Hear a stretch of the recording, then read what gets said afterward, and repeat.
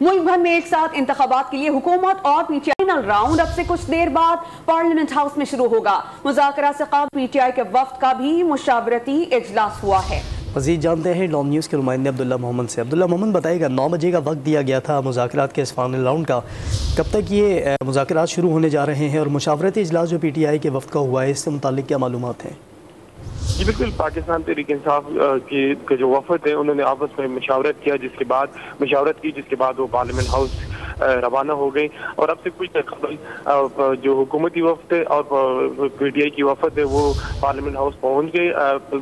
Chairman senate Sadiq Sanjrani की जानिब से जो दोनों हुकूमती और पीटीआई के वफद के लिए इशाया दिया गया है, उसमें अब दोनों फरीकैन जो है वो शरीक है।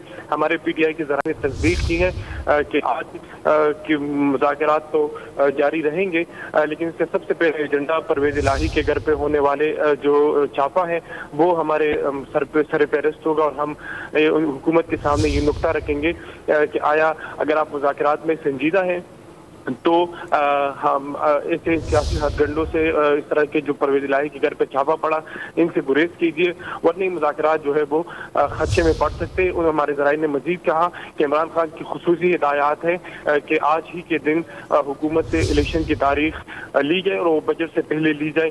जबकि दूसरी जानिब यहाँ पे जो हुकूमती कमेटी के रुकन थे उन्होंने इस तासुर को की नफी की कि मुज़ाकरात कोई नाकामी की तरफ जा रहे हैं। उन्होंने कहा कि मुज़ाकरात अभी जारी है, तो अब से कुछ देर बाद दोनों जो हुकूमत और पीटीआई के जो वफद है उनके दरमियान बाकायदा मुज़ाकरात शुरू होंगे।